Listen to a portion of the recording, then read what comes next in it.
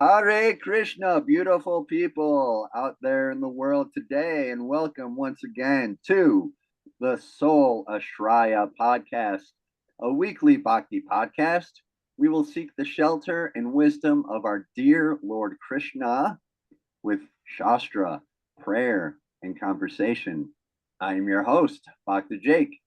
Joined with me is my friend and teacher, Balaram Shakti Das, the one and only amazing Balaram Shakti from beautiful, scenic Tucson, Arizona, down in the beautiful lands of Southwest United States of America. Jai. One Yes. Yes, We yes. also have a special guest with us here. I don't Yes, know.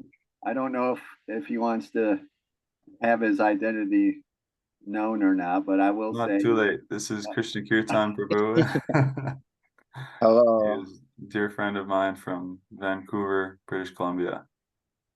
Yes. and we are joined by other beautiful people helping us along the way as well. Yes. So, Balaram, this show is a little different because this show you are not driving in a car across Texas, which I'm very grateful for.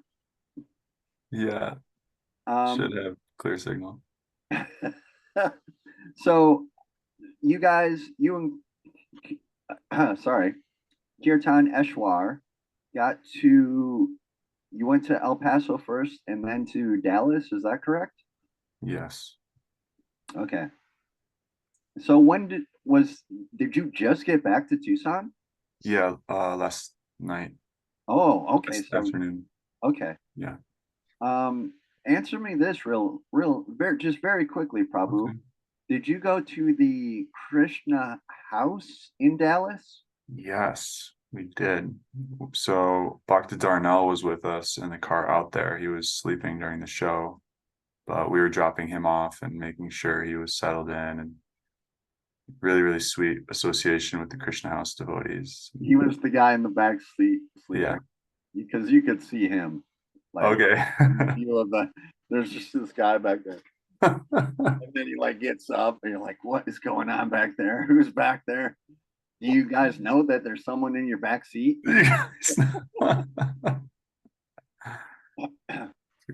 So sorry. Go ahead. What did you do at Krishna House in Dallas? Yeah, well, it was great because I haven't been to a Krishna house yet before. I was invited by Kalakanta Prabhu a few years ago. Actually, I guess just like a year and a half ago. Met him in New Vrindavan. I just haven't had an opportunity to go, so was really happy. Drishtadyumna Das Prabhu, Brahmachari, showed us around. He's kind of like the Bhakta leader there. So he runs the men's ashram, and it's really beautiful house, really beautiful house, just on the other side of the street from the temple. So yeah, Kirtaneshwar was saying like you're closer to the temple room than I am, and I live like in the temple, in the temple community. But yeah, just a hop, skip, and a jump. And yeah, he showed us around. They have a really beautiful like family room that we did really sweet, intimate kirtan night on Wednesday. And Monday and Tuesday they have off. It's very similar schedule to like the Tucson temple. There's just different programs during the week, outreach program, inreach, if you will, program, like in-house program. And then the big Sunday feast is in the temple, Maha Harinam, Friday night. They'll go out, in the street. And then during the day, when people are available, they'll go out to distribute books and chant, like at a college campus or a park, which we did one of the days, I think Tuesday. We went to UT Dallas, huge school, and just like was middle of the day, so just flocks of students, coming through, and we distributed like almost a whole table of books. Really great, and we're playing kirtan through the whole thing too, with just So 4 guys. So it was like, I I I gotta just jump in here real quick. yeah, You know that I Dallas is a city that is very near and dear to my heart. I talk about that right, right, right. every show. You got to go to this temple. Probably it's like a holy land. After Really being in powerful. Dallas, how would you compare Dallas to Rochester? Isn't Dallas like way more high tech? Oh, here we go. Isn't it? I don't understand what you're getting this from. I Aside from the flying cars, it's just the same as any other city. so I guess I just have this thing where I feel like when we receive people here in the north from Texas, or and most of them happen to be from Dallas, let's say, when we receive them, when they come up here to work or whatever, it's like these northerners just kind of, wow, she's from Texas, probably not that smart, you know. And I'm trying to like stop that, you know. I'm trying to like let these Rochesterians know that things in Texas are like they have running water, you know, they have computers, you know, like isn't Dallas an awesome city? I mean, it is. It's beautiful. Yeah, I mean, it's also some super dark Oh, yeah, in there. yeah. There's I mean, yeah, politically that kind of yeah, All that aside, that's kind of neither here nor there. Um, I'm sure it's changed. yeah, it's an impressive city, big, huge city. A lot going on, very highly developed.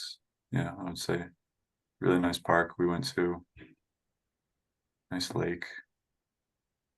Uh, yeah, it's not like Alabama. Right. Not that there's anything wrong with Alabama. But it's urban is what it is, Urban, yeah, you know. definitely. I think northerners have sometimes they like to kind of sum up the entirety of the South United States. They're all a bunch of hillbillies. You know, I think that Northerners kind of have that mentality sometimes, and I'd really like to just like stop that from happening because it's simply not true. You know, it's just not true. There's urban and there's country, right? And that's the way it is all across the USA. It's either city Yeah, or it's country, you know? I mean, that's really the two major differences. You could be and anywhere. that's kind of the whole world. Yeah, human beings are pretty much the same on a very basic level. You know, there's not that much difference. We all enjoy, very similar things. Now, So, do you know what I'm going to ask you next? no. Were you, I noticed that HD Goswami did a live stream from the Krishna house. Were you there for that? Not the Christian house, but I was there for his 2 Bhagavatam classes. Yeah, Did you we like him? left before the Krishna house program. Yeah, they were amazing. They were really amazing lectures. It was very nice to hear. Yeah, yeah. It's nice to have someone who's really good with Sanskrit, you know, like walk through stuff. I didn't see those. I just saw that he was doing a live stream on what like Wednesday night or Thursday night. It came across on his YouTube channel. And anytime there's a live stream, I like to watch his live stream if the timing is right and everything, you know. Yeah, Yeah. you've watched some of his content? Oh yeah. Oh yeah. His live stream. Like I said, you know, if he's doing a live stream, and he was in Dallas. So like anything that happens in Dallas, I'm gonna watch, you know, unless it comes to the Dallas Cowboys, of course. But we won't get into that at all Okay. because they've been letting me down for about 20 years now. But we won't get into that. So Okay. let's move on. The golden age is over with the Cowboys. Let's move on. See, no one here likes football, so no one's gonna. That's just like, yeah, No one's joined you on that one. no one. I got nothing. So anyway, so go ahead, probably. What were you gonna say? Oh, sorry. I thought you about HD Goswami or the. It just looked like you wanted to say something, so I was letting you talk.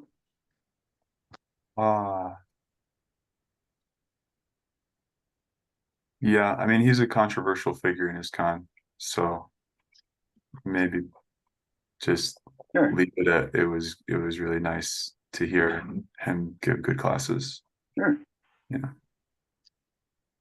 It's you know, it's a thing about there's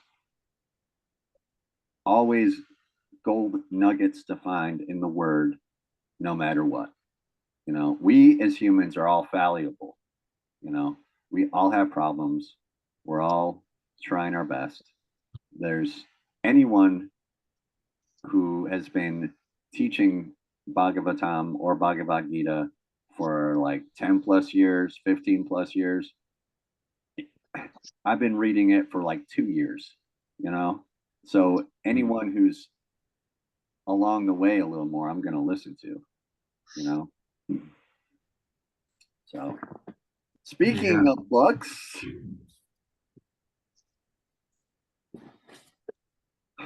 let's get into the word because it's time for Krishna Kata.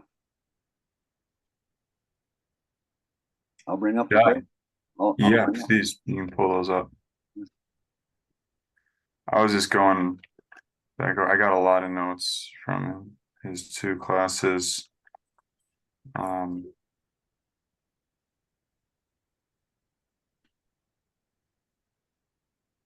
Yeah, it was absolutely brilliant.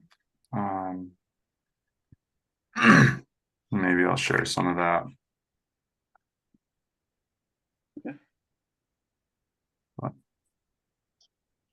Okay. Start with Om Namo. Om Namo Bhagavate Vasudevaya. Om Namo Bhagavate Vasudevaya. Om Namo Bhagavate Vasudevaya. Om Namo Bhagavate Vasudevaya. Om Namo Bhagavate Vasudevaya. Om Namo Bhagavate Vasudevaya. Om Jnanatimidandasya Jnananjana Shalakaya Chakshurunmilitam Yena Tasmai Shri Gurave Namaha. Nama Om Vishnu Padaya Krishna Prishtaya Bhutale Shrimate Bhaktivedanta Swami Niti Namine. Namaste Saraswate Deve Gauravani Pracharine Nirvishesha Shunyavadi Paschatya Deshitarine Vancha Kalpatarubhyascha Kripa Sindhubhya Evacha Patitanam Bhavanebhyo Vaishnavibhyo Namo Namaha. Jai Shri Krishna Chaitanya Prabhu Nityananda Shri Advaita Gadadhara Shivasadi Gaura Bhakta Vrinda. Hare Krishna Krishna Krishna Hare Hare Hare Rama Rama Rama Hare Hare. Nice. Very nice. Now we will go to the word, which is Krishna book. Just give me just 2 seconds to bring it up here. Yes, so we're in the Krishna book. We are just a page from the end of chapter 2. So it if you have this book, we are on page 32. If you don't have that book, I don't know.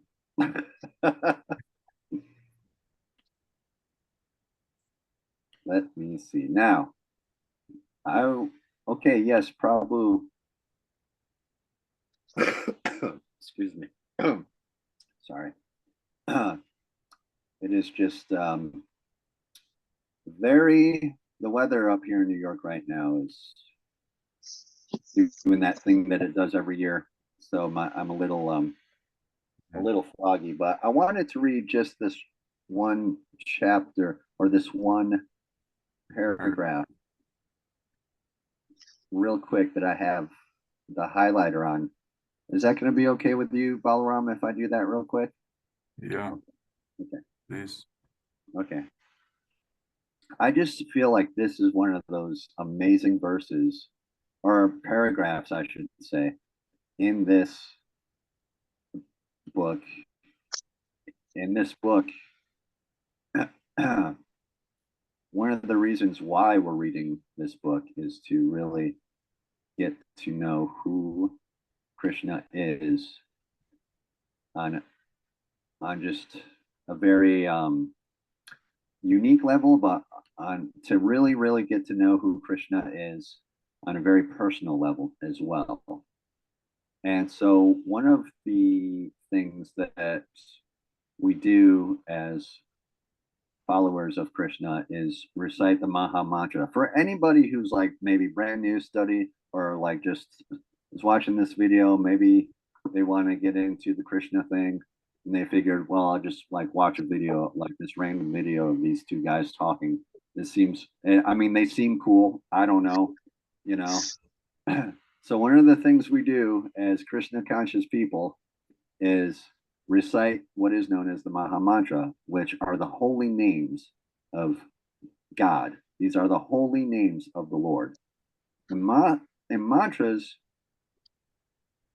mean that is of the mind.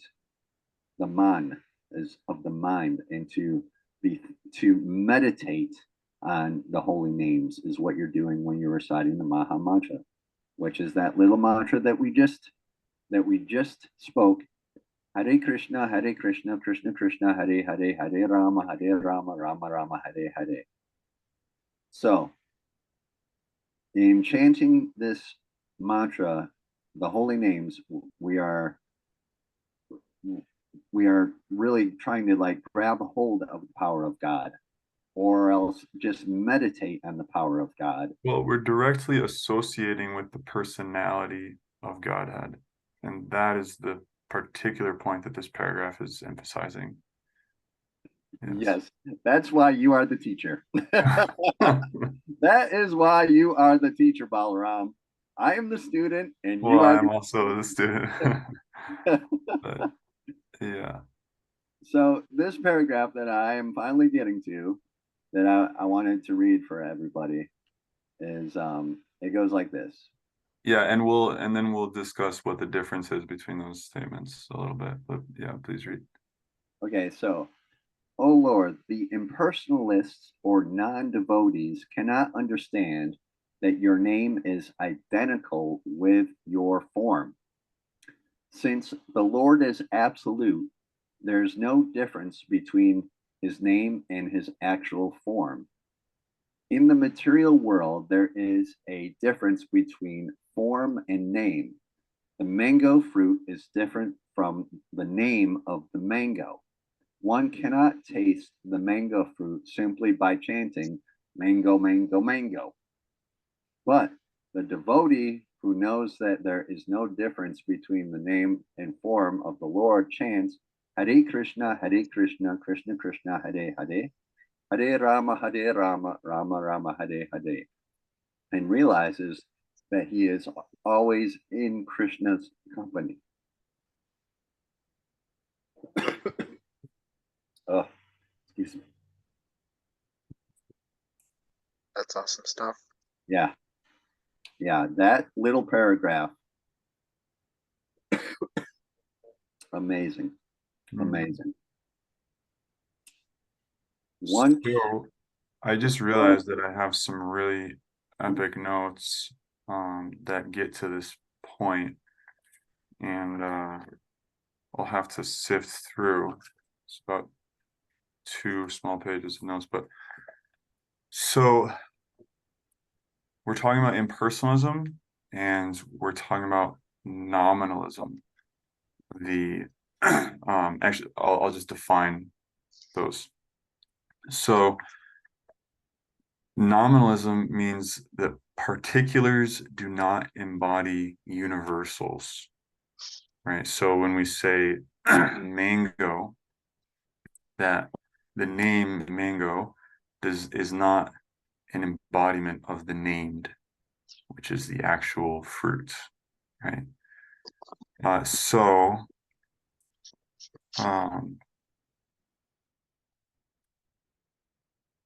like in the Christian church, I was watching this video, like a documentary, and this is very interesting, especially for us Gaudiya Vaishnavas, because our belief, our revealed scriptures, what they speak of as truth is that the name of God is non-different from the named God himself, right? Whereas you and me, we are different from our names. Padmanabhan Prabhu, whose class I quoted, his Krishna Cove class I quoted several weeks back, a couple months back maybe now, brought up this point in regards to connecting with God. And so that was, the point that we wanted to draw out is, are we somehow getting power from God, right? Or something like that, or are we directly connecting to or relating with the personality of Godhead? We're entering into direct communion with God, right? So impersonalism means the opposite of that, that we're not directly relating as personalities. Rather, it's more just energy. Everything is just energy. And so God to the impersonalist is a construct that is a helpful way to understand the nature of energy. But in the ultimate reality, it is just energy. There's no actual person behind it. So there's no person behind my energy. There's no person behind you. There's no soul. We're just playing some cosmic game, and you can make up whatever rules work for you. There are certain rules that are seemingly absolute, but Mayavad philosophy means ultimately it's all illusion. There's no actual absolute fact of reality. So the impersonalist is not getting that connection with the personality of Godhead. They're interacting with God's energies, and they never actually understand the person, because the person can't be known by analysis. Person can only be known by love, which means you're surrendering to an exchange of trust and affection, right? And so, there's respect is given, mercy is received, sort of thing. So that's how we're relating with God. And so the chanting of God's name, because that is God directly, you're directly relating with Krishna. It's not that you're getting his energy. His energy will be there regardless. And the more that you have a personal connection, the more, just like anything, any relationship rather, the more that I'm exchanging energy with someone, the more of that person is there. And then it's really comes down to what is the nature of our energetic exchange, as far as, are we getting personal with each other? Like, is this us getting real with each other? Or are we growing or are our hearts growing farther apart? Right. And that depends on the attitude, right? So the attitude of chanting Hare Krishna should be humility, right?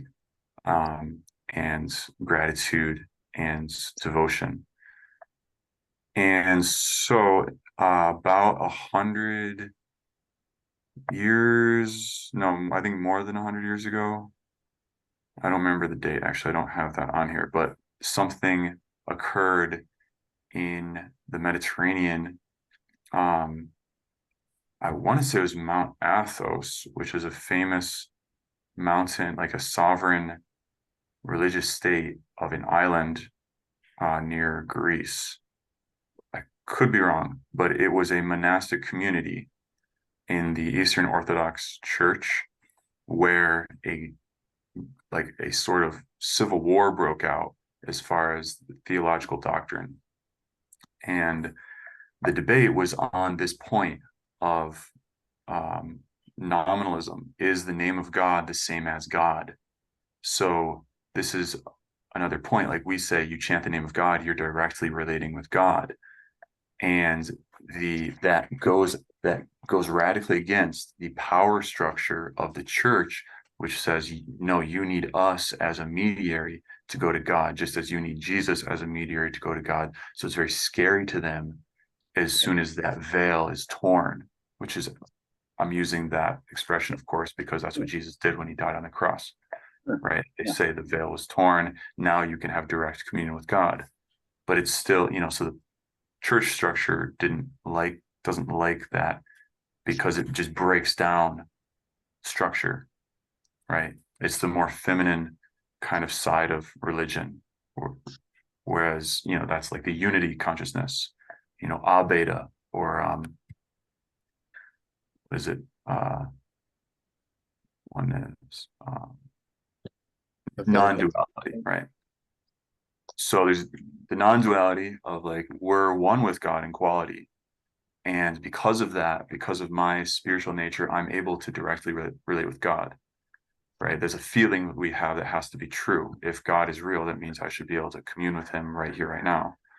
Whereas the structure, the patriarchal structure says, no, you need us to go to God. And you chanting these names, that's blasphemy. It's heresy. So there is this war and several monks died, many were injured, and they stormed this monastery and arrested all these monks who were glorifying the name of God. They're called the name glorifiers. So some of the points made were like naming a child Jesus doesn't make him divine. So they said, like, how can you say the name of Jesus is divine? And then okay, anyway, there's a lot of points here. I didn't prepare by reviewing these beforehand, so I'm not just gonna try to do that right now. Well, even what you just said that is just so interesting. So there's an island out on the Mediterranean over by Greece, probably not the Isle of Patmos, but there's an island where there's two, or maybe it is, I don't know, where there's two factions of monks who actually get in a war. So you're saying that they were actually fighting each other over doctrine? Yeah. Wow. And this was what, 100 years ago? Something like that. Really? So history repeats itself, as we know. Wow. So that whole tension is an undercurrent in all of Christendom, which you could say is pervading like the whole world. The how do you say, just the way that people in all cultures think is highly based on, and think about God and so forth, is highly based on Christian ideals,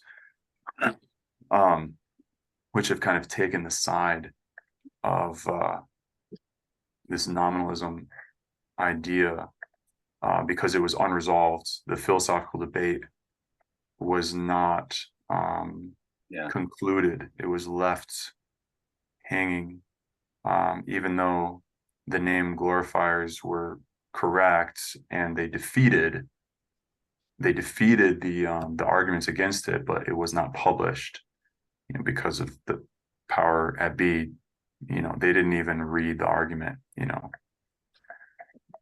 didn't even give it time of day, like in an actual, debate or a courtroom, whatever. So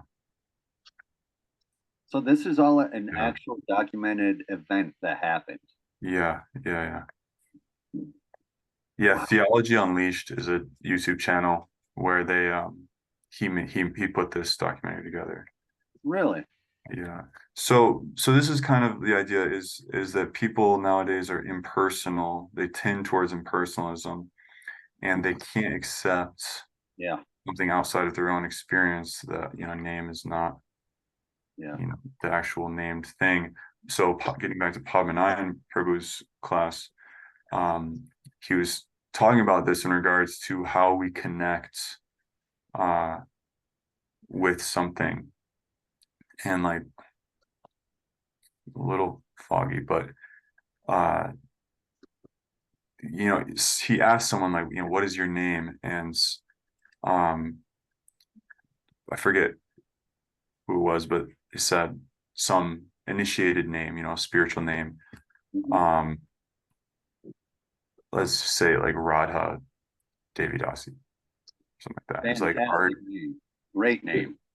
right? So it's like, are you Radha? Or it wasn't Radha directly, it was a name of Radha though. And she's like, no, I'm not. Well, who is? Like, well, that would be, Srimati Radharani, and it's an actual person in the spiritual world. So like, yes, that name is that person. You are not that name. You were given that name, but that name is an actual person in the spiritual world. Mm. Does that make sense? Yeah. So, and I guess you could make the same point by, like looking in any phone book and look at all the people who are named Jesus. They are not. Exactly. Jesus is an actual person. Yeah. Yeah. Yeah. Um, We're named after him. right. Right. So that's what it is right there. Is I so just real quick to go back to the monks, just to drive this Yeah, point home. please. They were actually called the name Glorifiers. That was like their actual name. Like that's what they named their gang. Was it like? No, I mean, just probably in historical retrospect, that's what Oh, they've been. okay. So what they were saying in this illustration to drive the point home is that they are actually glorifying the actual name of the Lord and saying that all the power, the authority of God is within that name. Even though someone in the phone book has the same name, that's obviously not them. Yeah, That's what they were trying to say, because that yeah, undermines the power of the church yeah, or some church or sure. some political entity that is church. Yeah, so they made different arguments. Um,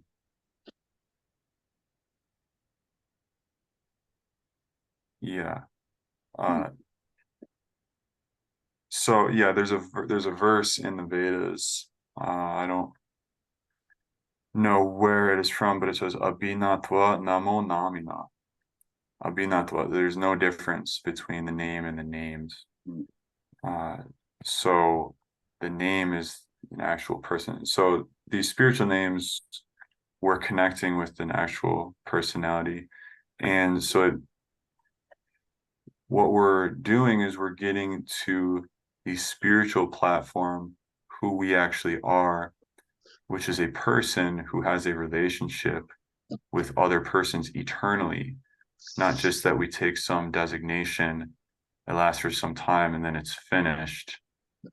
We always have a relationship, and we're able to experience such a reality here in this world when we connect with the holy name, the supreme personality of Godhead, in whom and from whom all beings emanate, and have their being. And that's the only status of reality, if you will, Yeah. in which we're able to experience each other as we are as eternal persons. And when we get out of touch with that reality, then we come into this binatwa, we come into this separation of name and names. And we're not actually connecting with other people because we're caught up in superficial, such as a name or a form or a quality, a designation like male, female, American, Indian, right? And this is what society is doing. They're trying to say that, no, these particulars are where we're going to find our unity. If someone has a certain sexual orientation or religious or political, designation, that those have to be all equalized. And, however someone wants to identify, we have to accept that as absolute truth. It's like, well, that's not absolute truth. That's a very relative truth. It's going to be finished when they leave their body. But, our culture is not wanting to recognize that there is a spiritual reality of eternal personhood. Right. Yeah. So, and that can only be realized by bhakti. So that's what this paragraph is saying, is that, when you're, you scroll down. I did. A devotee knows this. And then he realized that he's always in Krishna's company. I found that just like the best part of the paragraph, because really what we're doing when we're chanting Hare Krishna, it's not just some abstract thing, right? And it's like the anti-name glorifiers were thinking, this is just sentimental. These guys are chanting, the holy name, and they're having these ecstatic experiences, like ecstatic emotional experiences that are totally like, they don't look orthodox, rolling on the ground, crying sort of thing, just like the followers of Chaitanya Mahaprabhu. They're having these ecstatic symptoms that just did not make any sense to people, and they're very hard to accept. And so when Chaitanya was preaching to sannyasis, they're questioning him, like, why are you following this kind of path that's just based on sentiment? You should study the Vedas. You're a sannyasi, you should be acquainted with scriptural knowledge. So like these anti-name glorifiers in the Catholic Church, they were very educated, whereas the name glorifiers were basically all lay monks. They weren't very educated. They couldn't defend themselves intellectually until this one man joined their cause. He was convinced by reading the sort of thesis book by this one saint, which we never read by like the higher ups who judged the case. They never even read the actual, doctrinal text. But anyway, this same sort of thing happened with Chaitanya Mahaprabhu. And he said, well, he basically, he did an amazing job at kind of undercutting their whole rationale of intellectualism, saying that's pretty much bogus. Like, nobody is intelligent enough to understand the word of God. So my guru has instructed me to chant God's names, by which I'm associating directly with the Lord. And I'm having these ecstatic symptoms, and that's just what it is. But if you have something to impart with me as far as Vedanta is concerned, please do so. And so they did. They spoke to him in several groups like this. They would speak to him and he would just listen. And then they said, you're not responding. Do you understand this? And he says, well, I understand the Vedas.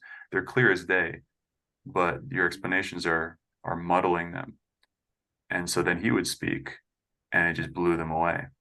I'm like, wow, you actually understand. Like, we're fools, Yeah. So that is something that happened with Lord Chaitanya Mahaprabhu. Yeah. Wow. I had never heard about that happening to him. Yeah, those are really amazing, important stories. Yeah, I would say he defeated them with his like humility and with his heart, right? Because he had this heart that just melted stones, because he actually has love for Krishna. He has prema bhakti, and so he's able to distribute that. And whenever anyone showed any kind of sincerity, he would give them, so right, Krishna Sarvabhauma. Well, that was a different case. So who was the one that I'm thinking of in that story? Prakashananda Saraswati? I don't know the story, or else I would. That's Anyway. the first time I had ever heard it, but yeah. Yeah. So realizes he is always in Krishna's company. This is really the essence of bhakti yoga, is the soul is spiritual in nature, therefore it's able to associate with God's spiritual energy directly. But because the soul is also infinitesimal, whereas the Lord is infinite, we are infinitesimal, we are particles. We also have the free will and tendency to fall into material energy, which is Lord's external energy. Yes. Right.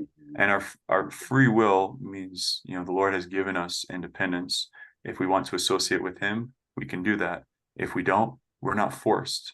And that's the nature of this material world. Yeah. So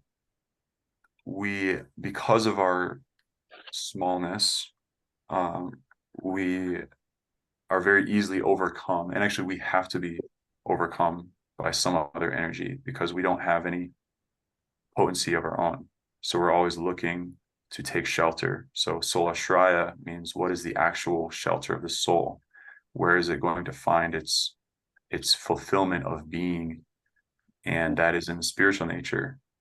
And the direct way is simply to be in God's presence, as opposed to trying to become something in the material world, in the external, like, let me build myself up. No, you're already perfect. Just be with God. Right. And the way to do that is to chant his name. That's the most direct way of associating with him. And when we're in Krishna's company, then all the dross of the body and the mind just gets cut away. Yes. And we realize our true absolute nature. Yeah. And that is the point. This is why all four of us here having this discussion together right now are all here, because we've experienced the benefits of chanting the holy name. This is why we are the way we are. This is why we're doing what we're doing. If you did not get the benefits of chanting the holy name, you wouldn't really stick around. Probably not. I wouldn't imagine you would. You could move on to the next thing. Well, this isn't working. I'll move on to something else. Move on to like drinking LSD Kool-Aid at a party or something. So I'm so glad you brought that point up, because it's a thing of taking shelter of the holy names when you are chanting the holy names. That is the soul ashraya, taking shelter of the holy names. And by doing that very simple thing, it will benefit you. It will benefit everyone around you. It is a vibration that is powerful, to say the least. And even though we don't understand why it works, it most definitely works. Yeah, we have some understanding. Rupa Goswami understands how it works. Oh, Rupa Goswami. He's the founder Acharya of the Hare Krishna movement. And so we're Rupa Nugas, we're followers of Sri Rupa. And so we're trying to understand from him. Because, and once you don't have to understand how it works. I think that's the point that you're getting to. It's like, it works. You don't have to take our word for it. You can, but just do it. So there's this quote here by Andrew Jukes, an English theologian. As these names of God speak of his nature, right? Meaning this Hare Krishna Mahamantra, it's in a sense describing the nature of Radha Krishna, just like Govinda describes, the nature of God is he who pleases, gives pleasure to the senses. Madhava, the one who's very sweet, right? Yeah. Damodar, one who's bound by love, right? They speak of his nature. So none can ever rightly see their import, but those who are partakers of that nature. So you got to open up the jar of honey, stick your paw in, and taste the holy name. You have to taste bhakti. Again, you can't know the person by analysis. So these names are the person of God. They are God. Of course, God is not limited or controlled in a sense by the name itself. So, what was that point? Like, the name of God is God himself, but God himself is not a name. He is also known as Anama, I believe is Sanskrit, which means he who has no name. So it's, yeah, the name of God is not a created combination of sounds and letters. It is a meeting place of God and man. So this is what the Christian monks, this was their like conclusion. In his name, we are cleansed from sins and are saved. In his name, the sacraments are performed.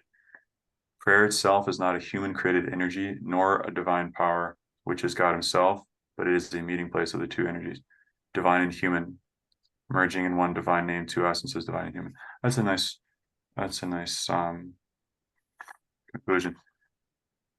It's so he's not forced to appear in his name, but he chooses independently out of reciprocal mercy. So when we in devotion, when devotion awakens in our heart and we say, yes, I want to enter into the name, I want to taste the holy name, and we have some sincerity, God will manifest in his name. He's not forced to manifest in his name, but because that is his name is him, that is the meeting place, as they're saying. That's where you'll find him.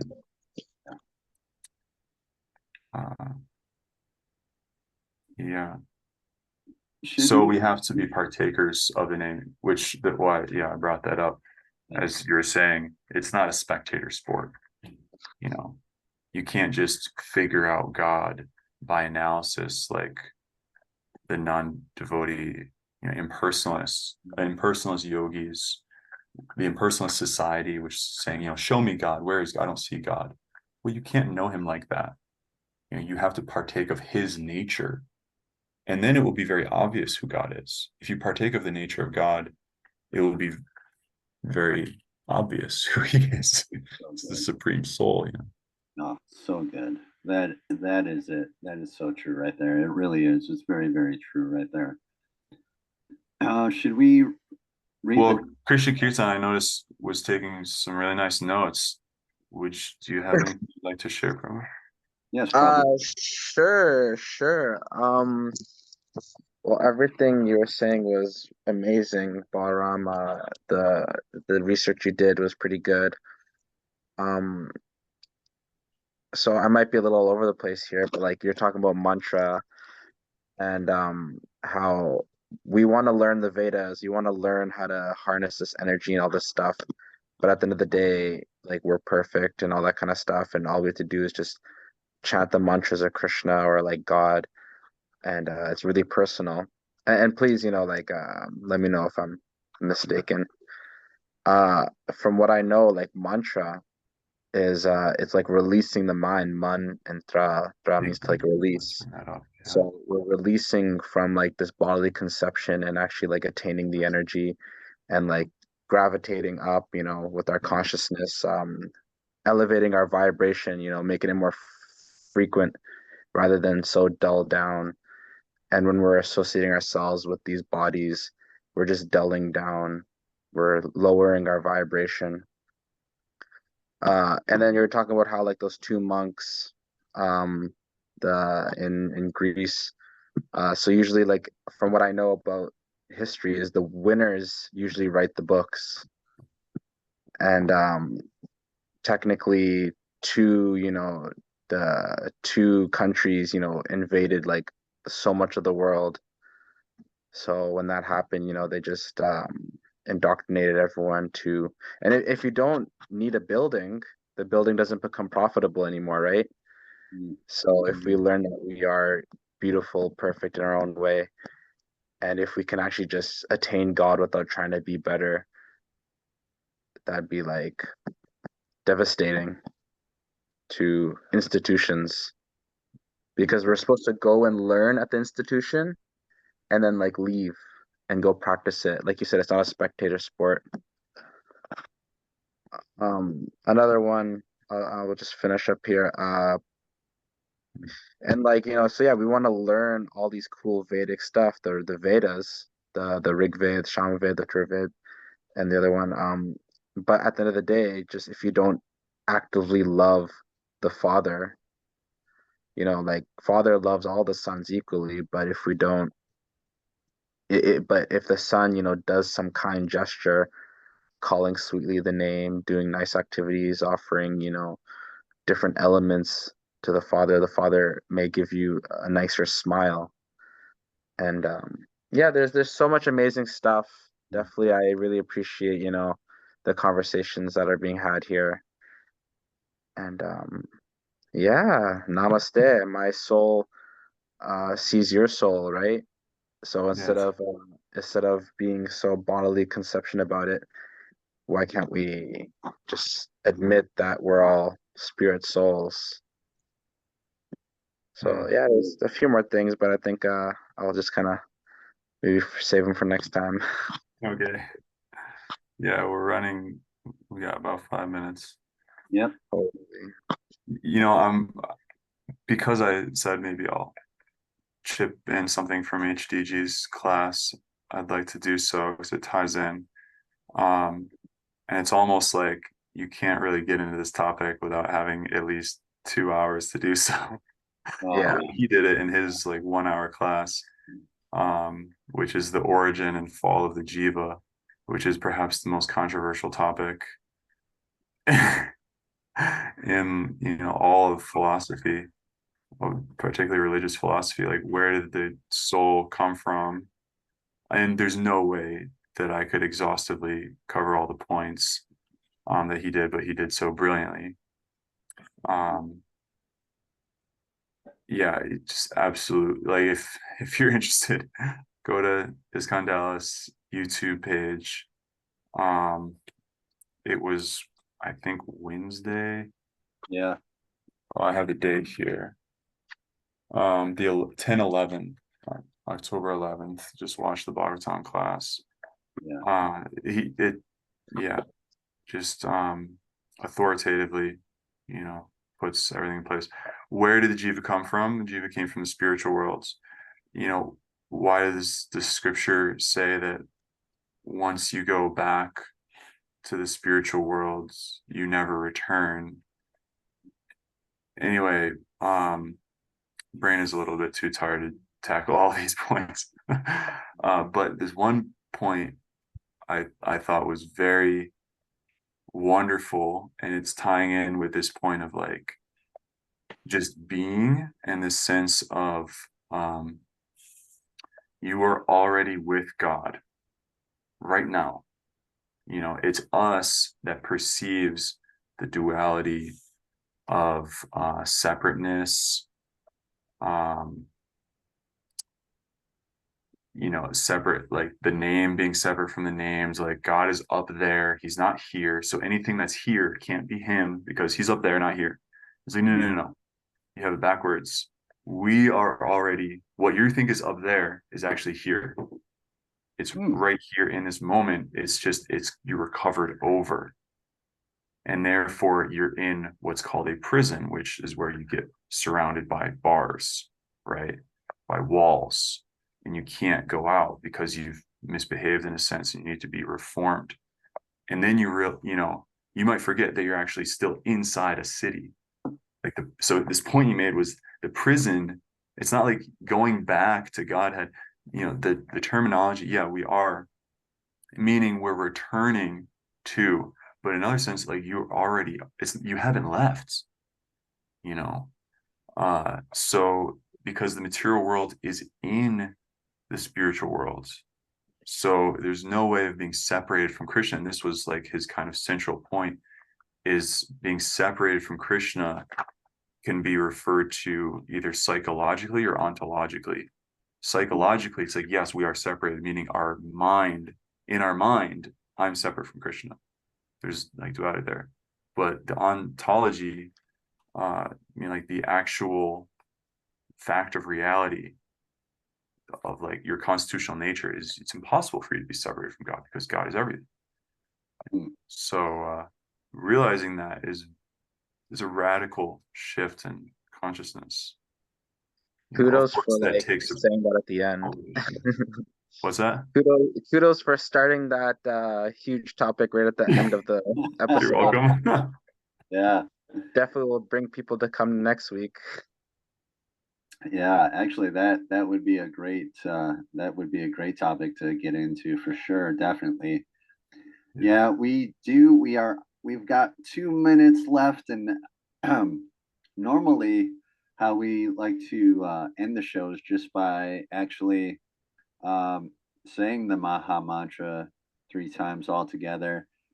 Balarama, unless you got anything else you want to throw in the mix real quick, we can do that, and I can kind of thank everyone for watching and for liking, subscribing, and doing all that great stuff that you can do on YouTube. Yes, like, share, show your friends, your crazy friends that you like to hang out with over in YouTube land. Say, hey, I know this guy. He's really cool. He lives in Rochester. I know this guy. He's really cool. He lives in Tucson, which isn't really that cool. Not as cool as Rochester. Anyway. Anyway, you got anything else, Balaram? We got less than 2 minutes now. Oh, geez. No, I don't think so. Okay. Yeah. No pressure. Yeah. Just chanting is the essence. Mantra, where like Krishna Kirtan is saying, like it means you're delivering the mind. The mind is the problem, right? It's ontologically you're with God, but psychologically, it's our mind is the prison. So I think everyone has a sense of this. They're somehow imprisoned by their mind, and if they could just be free of that, that's why people drink alcohol. I was about to say that's why we drink, but it's like, well, we definitely don't. But we're all intoxicated by something or other, and it's only the power of love actually that is able to overcome that, because it forces you to get out of yourself, whereas nothing else will force you to get out of your own prison. Yeah. And this is the direct way, because you're directly connecting. It's not even like a connection. Connection implies like two-ness. There is, of course, but it's love is much more like wholesome and unifying than that. You're being with God, the source of love itself. It's like you can try to love without that, but it's like, you're going to be limited in your potency, whereas we're limited in our ability to enjoy things of this world. We're all trying. That was Padmanabhan's point. It's like we're trying to connect with things in this world, names and forms and energies, and thereby derive enjoyment, thereby be happy and peaceful. But you're going to be limited, and it's going to be very temporary. Your body won't support it after a while, right? But with God, He is the eternal source of pleasure, happiness, and love that we're all looking for. So take up the practice of chanting, chant His names. We're going to do it right now. Connect. Do it together. Yes. This is how we do here at the Soul Ashraya. This is how we roll. All right. Hare Krishna. Hare Krishna, Hare Krishna, Krishna Krishna, Hare Hare, Hare Rama, Rama Rama, Hare Hare, Hare Krishna, Krishna Krishna, Hare Hare, Hare Rama, Rama Rama, Hare Hare, Hare Krishna, Krishna Krishna, Hare Hare, Hare Rama, Rama Rama, Hare Hare. Hare Bol, everybody. Thank you so much for watching our show. and we will see you next time on the Soul Ashraya podcast. See you later, and Hare Krishna, Hare Bol. People.